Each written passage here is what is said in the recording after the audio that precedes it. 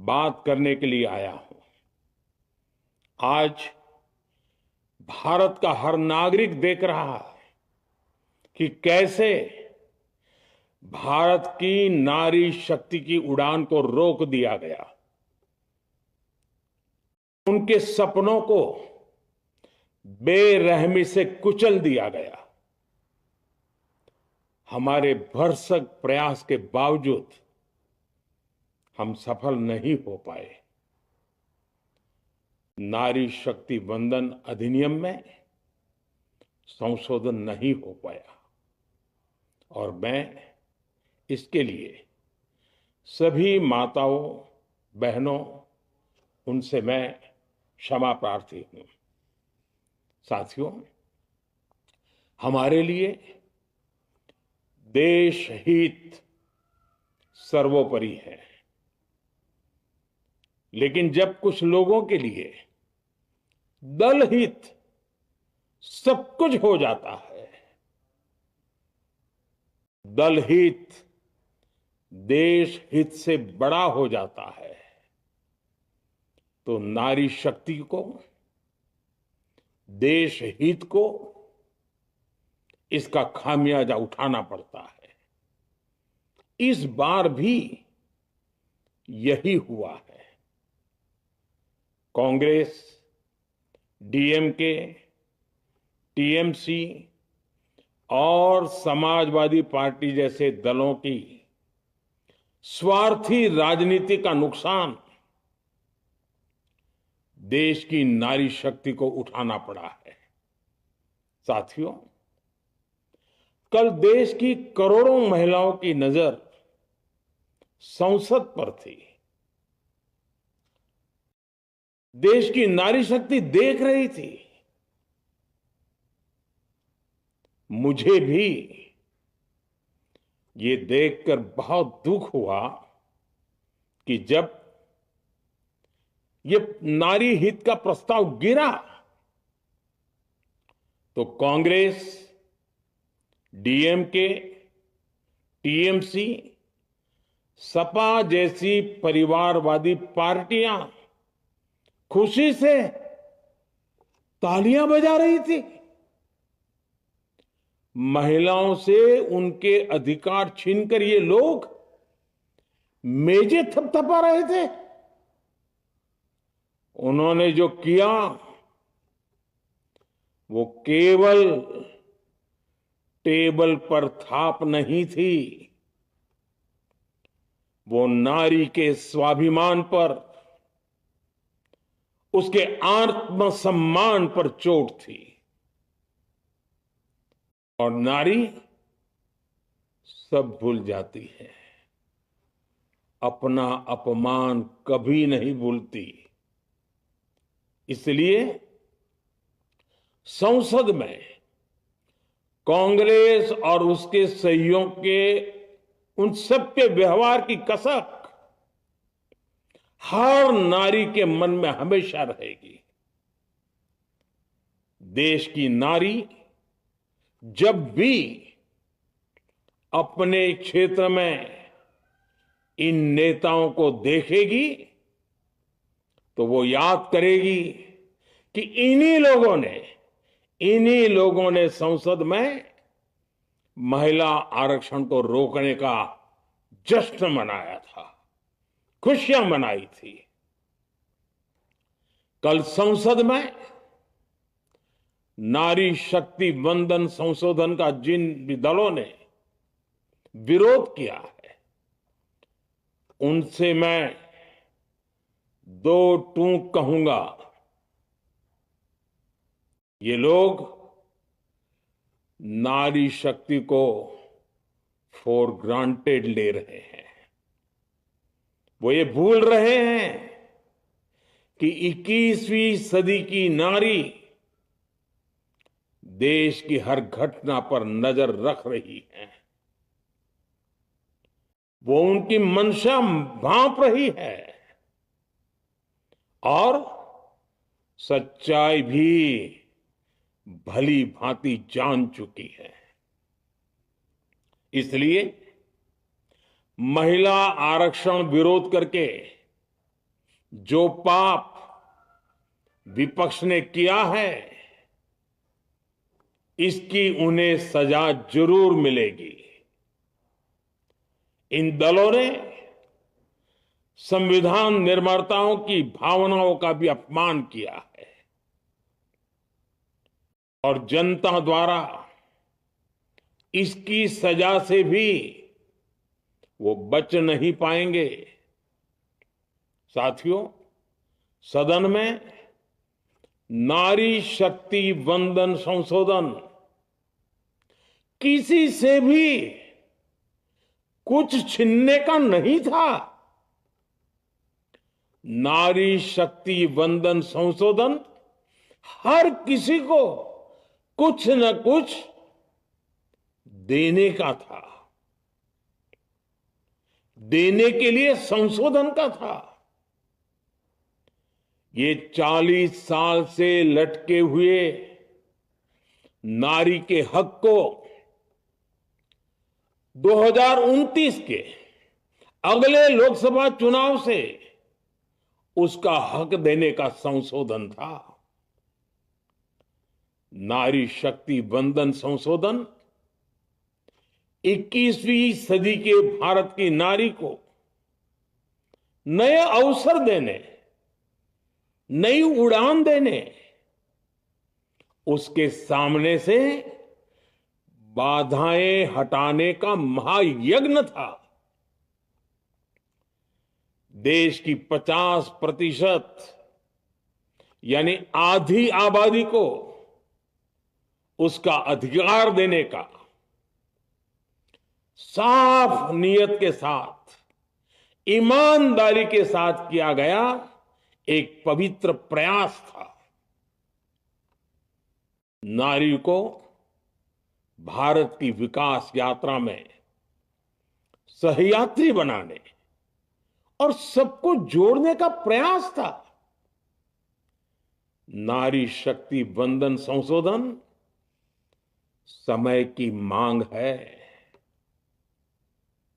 नारी शक्ति वंदन संशोधन उत्तर, दक्षिण, पूरब, पश्चिम सभी राज्यों की, हर राज्य की शक्ति में सदन में पूरे देश के सामने भ्रूण हत्या कर दी है, भ्रूण हत्या कर दी है।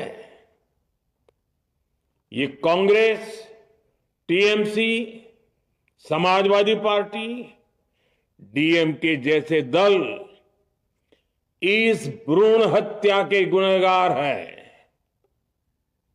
ये देश के संविधान के अपराधी हैं। ये देश की नारी शक्ति के अपराधी हैं। साथियों, कांग्रेस महिला आरक्षण के विषय से ही नफरत करती है। उसने हमेशा से ही महिला आरक्षण को रोकने के लिए षड्यंत्र किए हैं। इस दिशा में पहले जितनी बार भी प्रयास हुए, हर बार कांग्रेस ने इसमें रोड़े अटकाए हैं। इस बार भी कांग्रेस और उसके साथियों ने महिला आरक्षण को रोकने के लिए एक के बाद एक नए झूठ का सहारा लिया।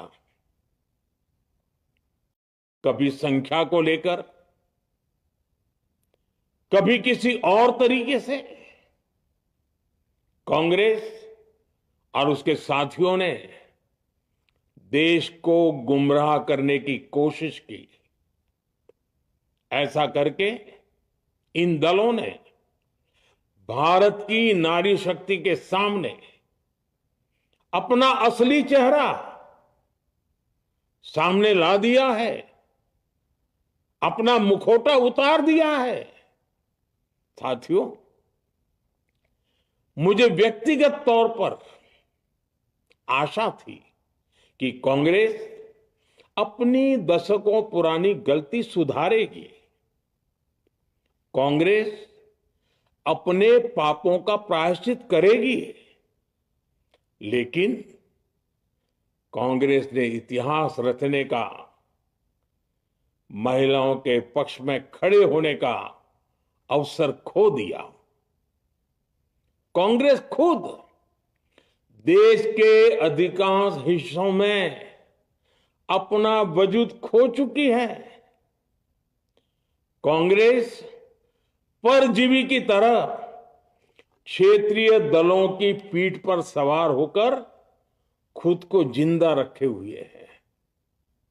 लेकिन कांग्रेस ये भी नहीं चाहती कि क्षेत्रीय दलों की ताकत बढ़े। इसलिए कांग्रेस ने इस संशोधन का विरोध करवाकर अनेक क्षेत्रीय दलों के भविष्य को अंधकार में धकेलने का राजनीतिक षड्यंत्र किया है। साथियों, Congress, Samajwadi party, DMK, TMC और दूसरी पार्टियां इतने वर्षों से हर बार वही बहाने, वही कुतर्क गढ़ते आए हैं, बनाते आए हैं। कोई न कोई टेक्निकल पेंच फंसाकर ये महिलाओं के अधिकारों पर डाका डालते रहे हैं। देश राजनीति का ये भद्दा पैटर्न बराबर समझ चुका है और उसके पीछे की वजह भी जान चुका है। भाइयों बहनों, नारी शक्ति वंदन अधिनियम के विरोध की एक बड़ी वजह है इन परिवारवादी पार्टियों का डर। इन्हें डर है अगर महिलाएं सशक्त हो गई तो इन परिवारवादी पार्टियों का नेतृत्व खतरे में पड़ जाएगा। ये कभी नहीं चाहेंगे कि उनके परिवार के बाहर की महिलाएं आगे बढ़े। आज पंचायतों में, लोकल बॉडीज में जिन हजारों लाखों महिलाओं ने अपनी क्षमता को साबित किया है, जब आगे बढ़कर लोकसभा और विधानसभाओं में आना चाहती हैं, देश की सेवा करना चाहती है, परिवारवादियों के भीतर उनसे असुरक्षा की भावना बैठी हुई है। परिसीमन के बाद महिलाओं के लिए कहीं ज्यादा सीटें होगी, महिलाओं का कद बढ़ेगा। इसलिए इन लोगों ने नारी शक्ति वंदन संशोधन का विरोध किया है। देश की नारी शक्ति कांग्रेस और उसके सहयोगियों को इस पाप के लिए कभी माफ नहीं करेगी। मेरे प्रिय देशवासियों, कांग्रेस और उसके साथी दल डिलिमिटेशन पर लगातार झूठ बोल रहे हैं। ये इस बहाने विभाजन की आग को सुलगाना चाहते हैं, क्योंकि बांटो और राज करो, कांग्रेस ये पॉलिटिक्स अंग्रेजों से विरासत में सीख कर आई है और कांग्रेस आज भी उसी के सहारे चल रही है। कांग्रेस ने हमेशा देश में दरार पैदा करने वाली भावनाओं को हवा दी है। इसलिए यह झूठ फैलाया गया कि डिलिमिटेशन यानी परिसीमन से कुछ राज्यों को नुकसान होगा, जबकि सरकार ने पहले दिन से स्पष्ट किया है कि न किसी राज्य की भागीदारी का अनुपात बदलेगा, न किसी का रिप्रेजेंटेशन कम होगा, बल्कि सभी राज्यों की सीटें समान अनुपात में ही बढ़ेगी। फिर भी कांग्रेस, डीएमके, टीएमसी और समाजवादी पार्टी जैसे दल इसे मानने को तैयार नहीं हुए। साथियों, ये संशोधन बिल सभी दलों और सभी राज्यों के लिए एक मौका था, एक अवसर था। ये बिल पास होता तो तमिलनाडु, बंगाल, यूपी, केरला, हर राज्य की सीटें बढ़ती। लेकिन अपनी स्वार्थी राजनीति की वजह से इन दलों ने अपने राज्यों के लोगों को भी धोखा दे दिया। जैसे कि डीएमके के पास मौका था कि वो और ज्यादा तमिल लोगों को सांसद विधायक बना सकती थी, तमिलनाडु की आवाज और मजबूत कर सकती थी, लेकिन उसने वो मौका खो दिया। टीएमसी के पास भी बंगाल के लोगों को आगे बढ़ाने का मौका था, लेकिन टीएमसी ने भी ये मौका गंवा दिया। समाजवादी पार्टी के पास भी मौका था कि वो महिला विरोधी छवि होने के दाग को कुछ कम कर सके, लेकिन सपा भी इसमें चूक गई। समाजवादी पार्टी लोहिया जी को तो पहले ही भूल चुकी है। सपा ने नारी शक्ति वंदन संशोधन का विरोध करके लोहिया जी के सारे सपनों को पैरों तले रौंद दिया है। सपा महिला आरक्षण विरोधी है। ये यूपी की और देश की महिलाएं कभी नहीं भूलेगी। साथियों, महिलाओं के आरक्षण का विरोध करके कांग्रेस ने फिर एक बात सिद्ध कर दी है। कांग्रेस एक एंटी रिफॉर्म पार्टी है।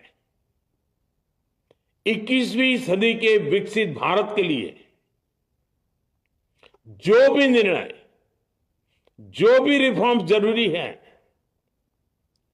जो भी निर्णय देश ले रहा है, कांग्रेस उन सब का विरोध करती है,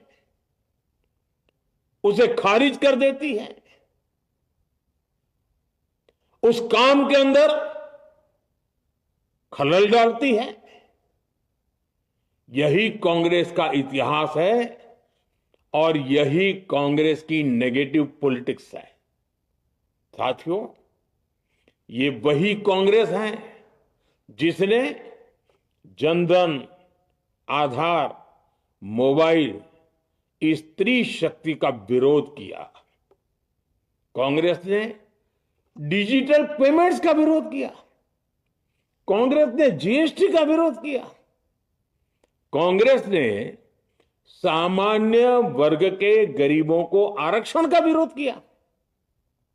कांग्रेस ने ट्रिपल तलाक के विरुद्ध कानून का विरोध किया।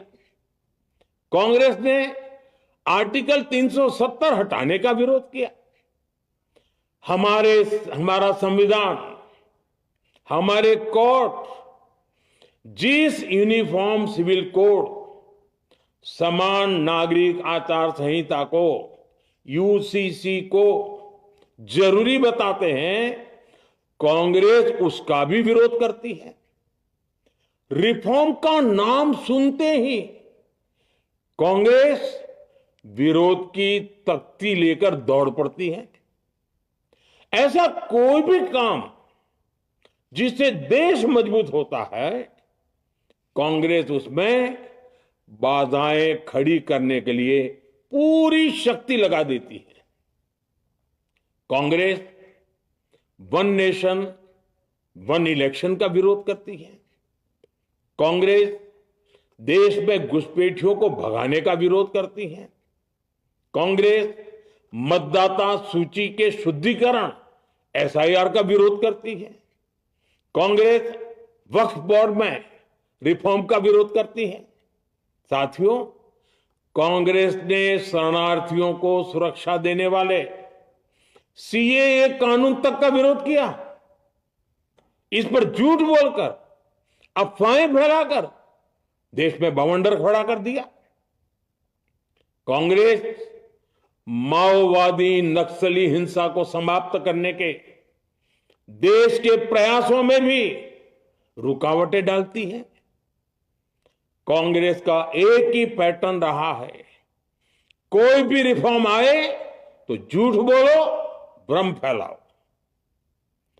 इतिहास साक्षी है, कांग्रेस ने हमेशा यही नेगेटिव रास्ता चुना है।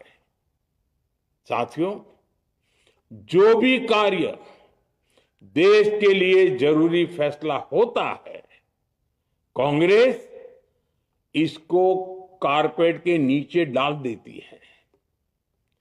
कांग्रेस के इसी रवैये की वजह से भारत विकास की उस ऊंचाई पर नहीं पहुंच पाया जिसका भारत हकदार है।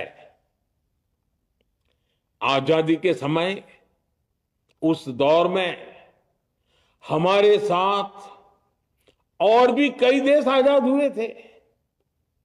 ज्यादातर देश हमसे बहुत आगे निकल गए और इसकी वजह थी कि कांग्रेस हर रिफॉर्म को रोककर बैठी रही। लटकाना, भटकाना, अटकाना, यही कांग्रेस का सिद्धांत रहा है, यही कांग्रेस का वर्क कल्चर रहा है। कांग्रेस ने पड़ोसी देशों के साथ सीमा विवादों को लटकाया। कांग्रेस ने पाकिस्तान के साथ पानी बंटवारे से जुड़े विवादों को लटकाया। कांग्रेस ने ओबीसी आरक्षण के निर्णय को 40 साल तक लटकाए रखा। कांग्रेस ने सैनिकों के लिए वन रैंक वन पेंशन को 40 साल तक रोके रखा। साथियों, कांग्रेस के इस रवैये ने हमेशा देश का बहुत बड़ा नुकसान किया है। कांग्रेस के हर विरोध, हर अनिर्णय, हर छल प्रपंच का खामियाजा देश ने भुगता है, देश की पीढ़ियों ने भुगता है। आज देश के सामने जितनी भी बड़ी चुनौतियां हैं, वो कांग्रेस के इसी रवैये से उपजी हुई है। इसलिए ये लड़ाई सिर्फ एक कानून की नहीं है, ये लड़ाई कांग्रेस की उस एंटी रिफॉर्म मानसिकता के साथ है जिसमें सिर्फ नेगेटिविटी है, नकारात्मकता है। और मुझे इसमें कोई संदेह नहीं है कि देश की सभी बहनें बेटियां कांग्रेस की इस मानसिकता को करारा जवाब दे के रहेगी। साथियों, कुछ लोग देश की महिलाओं के सपने टूटने को सरकार की नाकामी बता रहे हैं, लेकिन ये विषय कामयाबी या नाकामयाबी क्रेडिट का था ही नहीं। मैंने संसद में भी कहा था, आधी आबादी को उनका हक मिल जाने दीजिए, मैं इसका क्रेडिट विज्ञापन छपवाकर विपक्ष के सभी लोगों को दे दूंगा। लेकिन महिलाओं को दकियानुसी सोच से देखने वाले फिर भी अपने झूठ पर अड़े रहे, कायम रहे। साथियों, नारी शक्ति को भागीदारी दिलाने की लड़ाई दशकों से चल रही है। वर्षों से मैं भी इसके लिए प्रयास करने वालों में से एक हूं। कितनी ही महिलाएं ये विषय मेरे सामने उठाती रही हैं। कितनी ही बहनों ने पत्र के द्वारा मुझे सारी बातें बताई हैं। मेरे देश की माताएं, बहनें, बेटियां, मैं जानता हूं आज आप सब दुखी हैं। मैं भी आपके इस दुख में दुखी हूं। आज भले ही बिल पास कराने के लिए जरूरी 66% वोट हमें नहीं मिला हो, लेकिन मैं जानता हूं देश की 100%, 100% नारी शक्ति का आशीर्वाद हमारे साथ है। मैं देश की हर नारी को विश्वास दिलाता हूं, हम महिला आरक्षण के रास्ते में आने वाले हर रुकावट को खत्म करके रहेंगे, हटा करके रहेंगे।